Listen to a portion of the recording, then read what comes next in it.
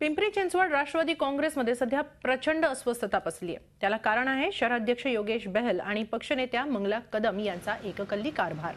बहल आणि मंगला कदम यांना हटवलं नाही तर शहरात राष्ट्रवादी काँग्रेस संपेल अशी भीती आता नगरसेवक उघडपणे बोलू लागलेत। अर्थसंकल्पात तर या दोन नेत्यांनी अनेक ठिकाणचा निधी पळवल्याचा आरोप नगरसेवक करतात। बहल आणि कदम कायम गटातटाचं राजकारण करत असल्याची जोरदार टीका नगरसेवकांनी केली आहे। हे जे निर्णय घेतले जातात ते काही व्यक्तींनाच समोर घेऊन निर्णय घेतले जातात। आम्ही वरिष्ठांना कळवत असतो की बाबा वेगवेगळ्या भागामध्ये वेगवेगळ्या लोकांना न्याय द्या, योग्य त्या कार्यकर्त्यांना न्याय द्या असं म्हणत असता आम्हा कुठल्याही नगरसेवकांना विश्वास न घेता आमच्या जे कोणी स्थानिक वरिष्ठ नेते आहेत तेच कुठेतरी निर्णय घेतात आणि ते आमच्यावर लादले जातात असं म्हणलं तर वावगं ठरणार नाही। मंगला कदम और योगेश बहल हे